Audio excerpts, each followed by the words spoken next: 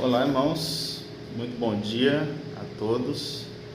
Quero aqui dizer o quanto eu sinto a falta dos irmãos. Todo esse tempo distante tem me feito sofrer e eu creio também tem feito os irmãos sofrer. Creio que para a maioria seria fundamental a gente se encontrar o quanto antes. Quanto antes a gente está juntos, reunidos aqui na igreja para louvar, bendizer e engrandecer o nome do nosso Deus. Certamente o que traz o consolo ao nosso coração é saber que Deus é soberano e tem absolutamente tudo no seu controle, e nós precisamos descansar no nosso Deus, sabendo que todas as coisas contribuem para o bem daqueles que amam o Senhor. Muito bem, irmãos, eu estou aqui fazendo esse vídeo. Sei que não é fácil, para algumas pessoas a questão de tirar foto e filmar, como é no meu caso. Não gosto de fotos e não gosto de me filmar, mas eu queria aproveitar esse tempo para poder compartilhar com os irmãos nessa parte da manhã alguns princípios dentro daquilo que a gente tem visto nas manhãs na nossa EBD sobre a apostila O Sermão do Monte, especificamente falando na nossa aula de número 10, a piedade do cristão. E eu queria compartilhar algumas coisas com vocês, talvez algumas coisas que nós já tivemos a oportunidade de ver durante os domingos onde nós estávamos nos reunindo já, mas aquilo que a gente vai fazer agora é novamente trazer alguns princípios importantes à nossa memória, à nossa vida e à nossa prática cristã. E eu espero que os irmãos estejam em contato com a palavra do Senhor, em contato com a sua apostila, o seu material de aprendizado, para que os irmãos sejam alimentados todos esses dias de quarentena. Então, eu quero ler juntamente com os irmãos, na página 58, mais uma vez o nosso texto. Eu estou aqui com meu computador, apostila aqui do meu lado, e vou ler o texto e a gente vai tirar mais uma vez alguns princípios importantes para a nossa vida acerca dessa lição de número 10, a piedade do cristão, ok? Então, nosso texto base é Mateus capítulo 6, de 1 a 8, e depois a gente pula lá para os versos de número 16 a 18, ok? Diz assim a palavra do Senhor: tenham o cuidado de não praticar suas obras de justiça diante dos outros para serem vistos por eles. Se fizerem isto, vocês não terão nenhuma recompensa do Pai Celestial. Portanto, quando você der esmola, não anuncie isso com trombetas, como fazem os hipócritas nas sinagogas e nas ruas, a fim de serem honrados pelos outros. Eu lhes garanto que eles já receberam sua plena recompensa. Mas quando você der esmola, que a sua mão esquerda não saiba o que está fazendo a direita, de forma que você preste a sua ajuda em segredo, e seu Pai, que vê o que é feito em segredo, o recompensará. E quando vocês orarem, não sejam como os hipócritas. Eles gostam de ficar orando em pé nas sinagogas e nas esquinas, a fim de serem vistos pelos outros. Eu lhes asseguro que eles já receberam a sua plena recompensa.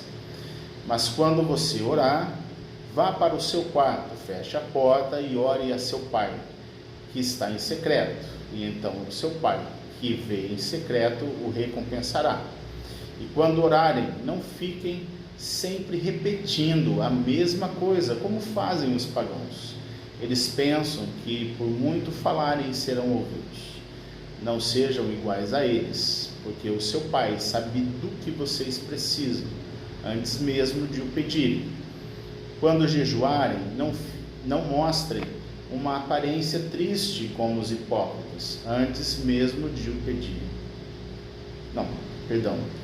Quando jejuarem, não mostrem uma aparência triste como os hipócritas, pois eles mudam a aparência do rosto, a fim de que os outros vejam que eles estão jejuando. Eu lhes digo verdadeiramente que eles já receberam a sua plena recompensa.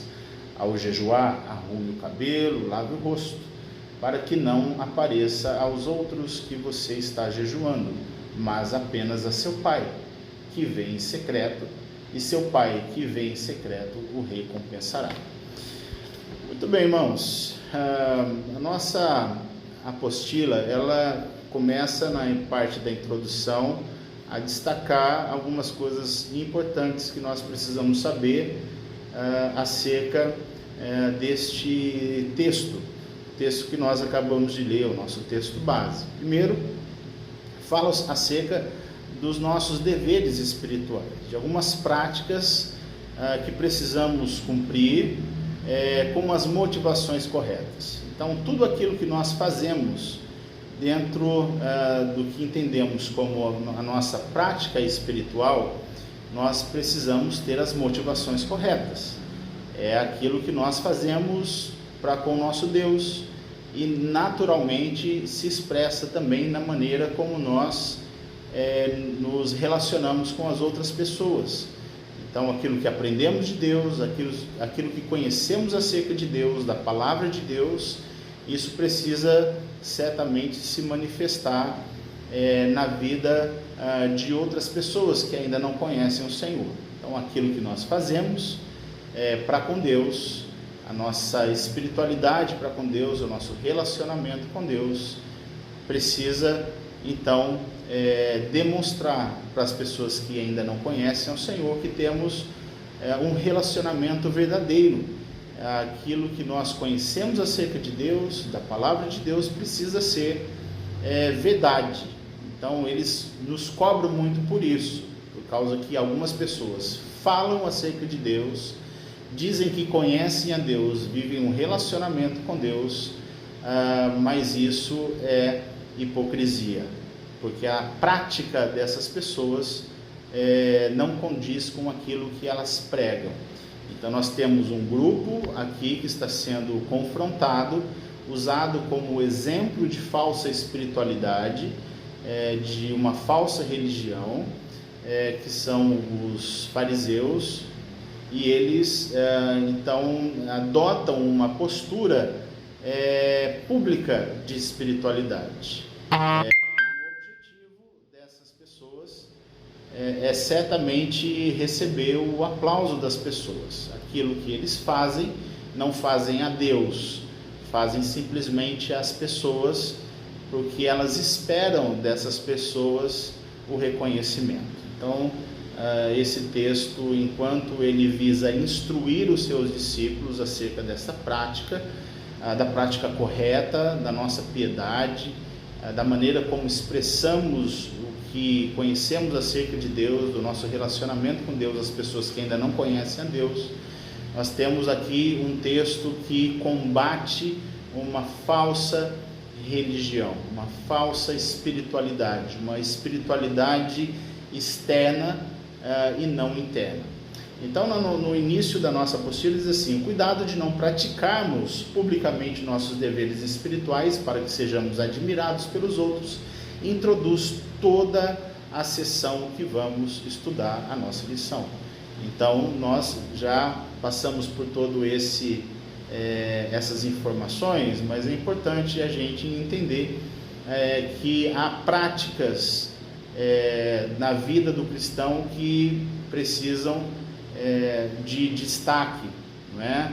Nós precisamos compreender o que Deus espera de nós em relação à nossa postura, visto que nós nos convertemos, tivemos um encontro com Ele, se pressupõe que este encontro tenha sido um encontro verdadeiro, de tal forma que as nossas ações, elas são verdadeiras, elas são reais, não estão simplesmente cumprindo um papel de manter uma aparência de espiritualidade, de religiosidade, mas que é uma postura real de alguém que de fato se converteu. Então nós temos aqui na apostila 3 exemplos, de piedade cristã que Jesus considera, que é a esmola, a oração e o jejum.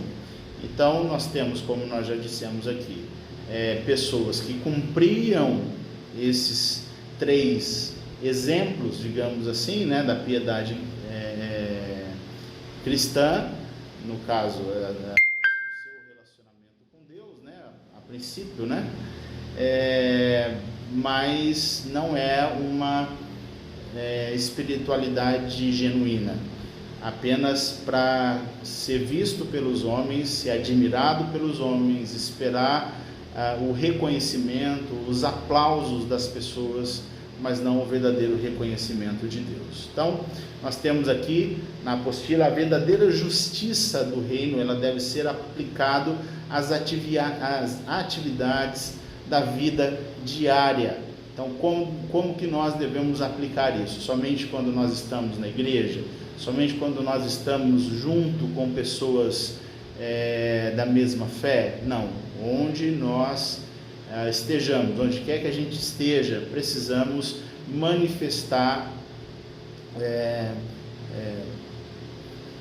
por meio das nossas ações que de fato conhecemos a Deus, que Ele é verdadeiro nas nossas vidas e transformou o nosso ser completamente. Então essa aqui vai ser a ênfase do Sermão do Monte, onde nós vemos Jesus associando esse princípio na adoração. Nossa vida diz respeito à adoração a Deus. Nós fomos criados para isso. E as nossas práticas manifestam a nossa adoração a Deus, Seja com as coisas materiais, Mateus capítulo 6, 19 a 34, e com outras pessoas também, Mateus capítulo 7, versos de 1 a 20, como nós temos a nossa apostila aí, ok? É importante nós compreendermos que Jesus está colocando um grupo de pessoas para contrastar os verdadeiros seguidores. Quem são os verdadeiros seguidores de Jesus? São aqueles que não fazem o que outras pessoas fazem. Então essas outras pessoas estão vivendo a princípio uma vida de espiritualidade, de religiosidade, são pelas pessoas vistos como exemplos no seu relacionamento com Deus, mas Deus que os conhece por dentro sabe que tudo isso não passa de uma manifestação externa, não é fruto de uma transformação interna, ok? Então o desafio de cada um de nós é avaliar a sinceridade e a honestidade do nosso compromisso cristão, Então o objetivo da nossa lição é fazer uma autoavaliação, uma autoanálise para saber se há sinceridade e se há honestidade no nosso relacionamento com Deus. O porquê que a gente se encontra, vem na igreja, o porquê que a gente canta, o porquê que a gente se relaciona com as pessoas, o porquê que nós trabalhamos na obra do Senhor, o porquê se evangeliza, o porquê se testemunha, se tudo aquilo que nós fazemos é de fato fruto de uma transformação genuína e verdadeira, mediante um encontro que nós tivemos com Jesus Cristo. Então, muito bem, vamos seguir um pouco à frente, na página 59, aqui já introduz o nosso primeiro ponto, que é em relação à esmola cristã. E o primeiro destaque que eu faço aqui é saber o que significa essa esmola. Então, o nosso texto na apostila fala de um significado relacionado a uma manifestação de compaixão, aonde eu e você podemos promover algum tipo de alívio aos pobres, seja por meio de dinheiro, ajudando eles financeiramente, comprando alguma coisa que eles necessitam, ou algum outro tipo de alívio, onde a nossa presença, o nosso conselho, o nosso ombro amigo traz algum tipo de alívio para essas pessoas no momento de sofrimento deles, ok? Então, a ajuda ao necessitado é parte integrante da conduta ideal do povo de Deus. O que se espera do povo de Deus? Se espera do povo de Deus que o povo de Deus siga o exemplo de Cristo, onde Cristo tem uma das marcas do nosso Jesus Cristo e do seu ministério terreno, foi a maneira como ele olhava para as pessoas. E ele olhava como ovelhas sem pastor, e ele se compadecia dessas pessoas, e ele então dispunha completamente a sua vida para poder auxiliar essas pessoas no momento de necessidade, ok? Então, muito bem, queridos, na nossa apostila diz assim: boas obras certamente inclui esmolas, mas isso não é dar indiscriminadamente. Ou seja, quando nós vamos fazer uma boa ação, vamos ajudar alguém, nós não vamos sair ajudando sem um critério, sem uma avaliação, não criteriosa, digamos assim, para poder de fato cumprir a nossa prática cristã, ajudando de fato pessoas que precisam no momento específico, sabendo que isso é uma ajuda, um auxílio para um momento até que essa pessoa possa então se levantar, se erguer, se recuperar de alguma situação. Então nós precisamos ter sabedoria de Deus para poder ajudar essas pessoas. E qual que é a base desse auxílio? É o amor ao próximo, é aquilo que de fato Jesus Cristo coloca na sua palavra em relação ao cumprimento de um mandamento, que amarás o teu próximo como a ti mesmo.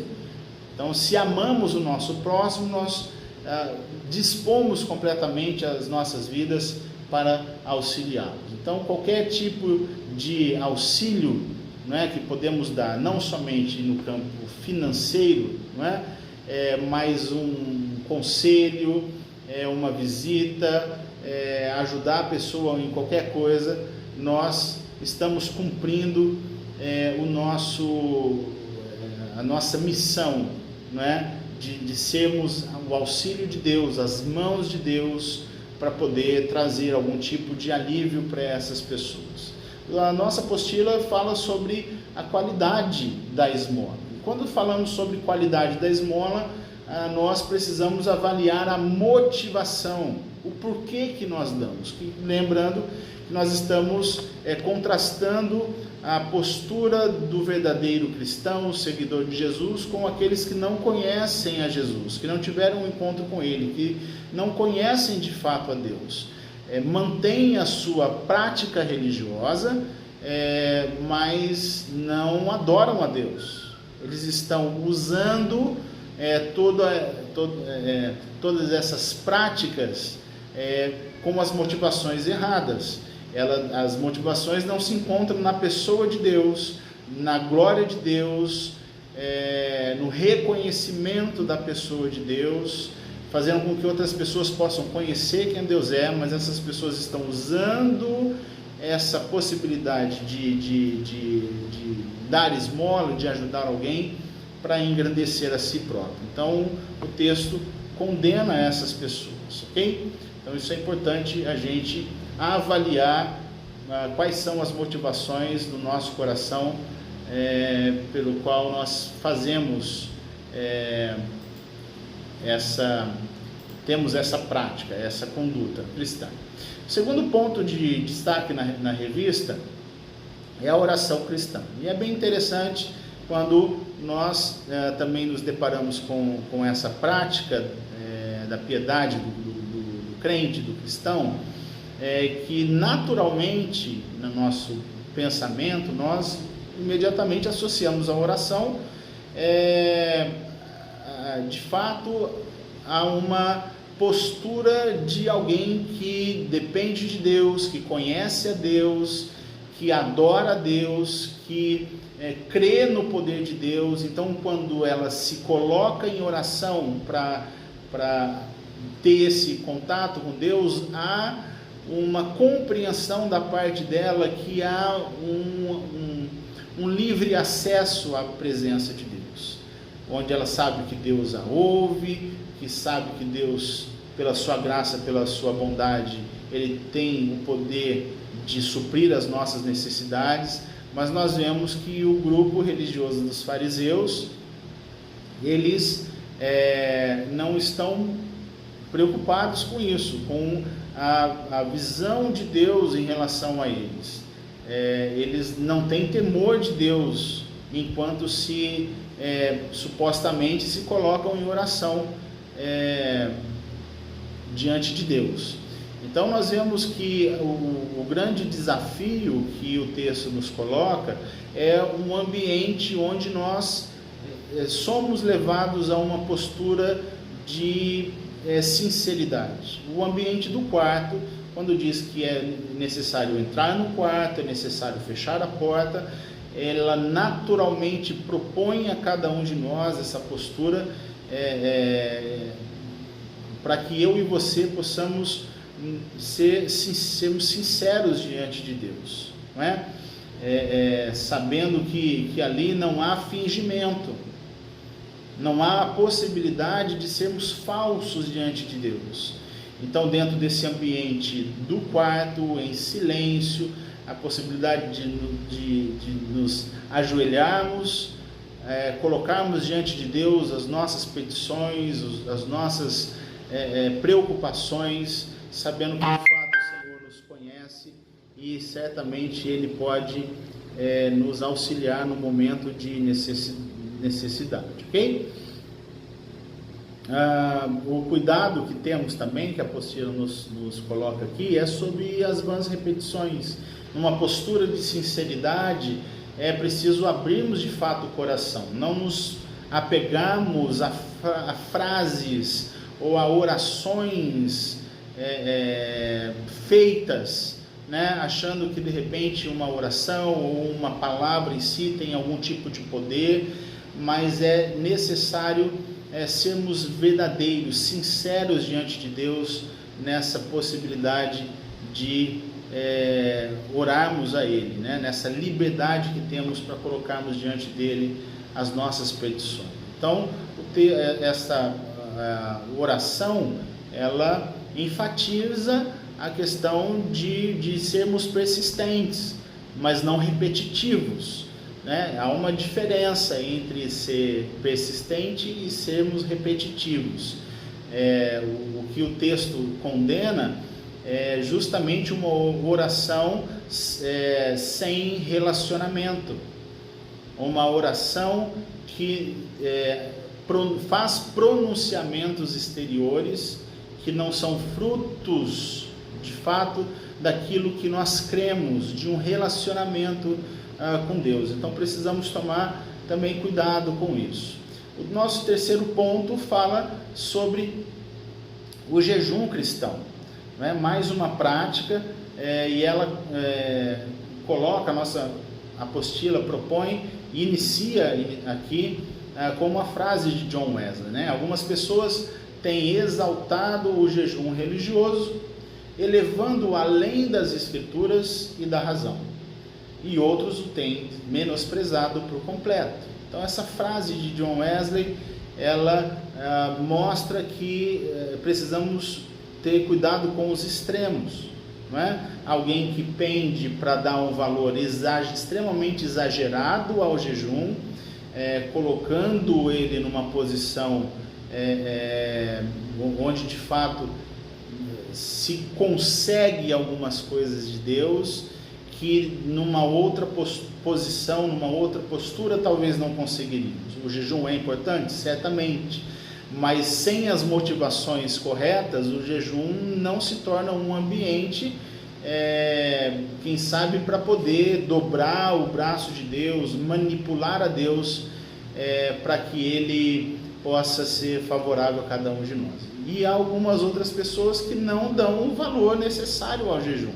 Então ele é importante dentro dessa compreensão de que é preciso, na prática do jejum, nós compreendemos que nós estamos voltando a nossa atenção para ouvirmos a voz de Deus. Estamos abrindo mão do alimentar do nosso corpo para alimentarmos o nosso espírito, para ouvirmos de fato a voz de Deus, para saber que nós estamos confiando plenamente na palavra de Deus, nos princípios da palavra de Deus, para serem o nosso alimento espiritual. Então nós temos o jejum como uma prática que, por parte dos fariseus, eles usavam isso, né, para poder manifestar uma aparência de piedade, não é? Então não se cuidavam fisicamente, a sua aparência era de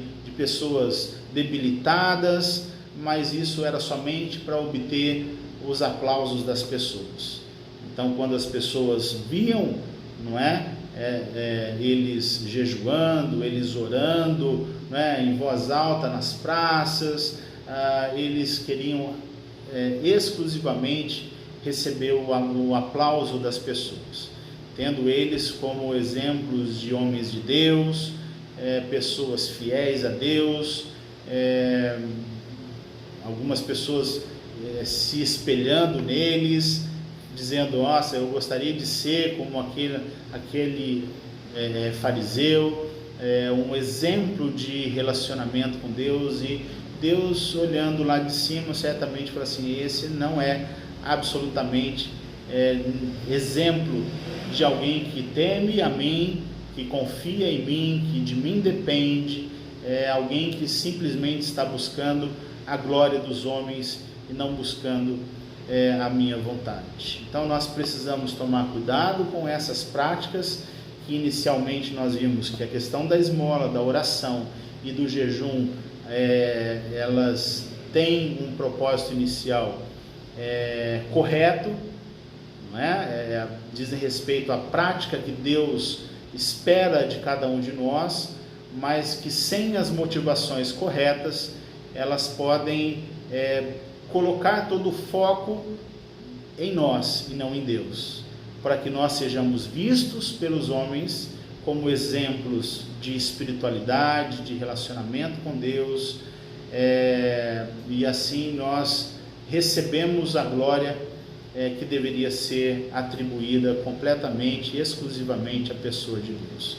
Então lembre-se disso, muito cuidado com isso, que na sua prática cristã, na sua prática devocional, na sua prática de piedade cristã, de fato você possa fazer tudo isso com as motivações corretas, sabendo que elas, enquanto nos aproximam mais de Deus, elas também nos aproximam mais uns dos outros. Que tudo aquilo que eu e você façamos possa de fato glorificar a Deus e possa abençoar o povo de Deus e as pessoas que ainda não têm Deus. Que as pessoas possam conhecer Deus através da minha e da sua vida, por meio das nossas práticas cristãs. Que Deus abençoe você. Continuamos orando para que todo esse momento de turbulência passe o quanto antes, para que nós possamos matar a nossa saudade, possamos estar logo juntos e reunidos aqui em nome de Jesus. Que Deus abençoe a sua vida em nome de Jesus, tá bom?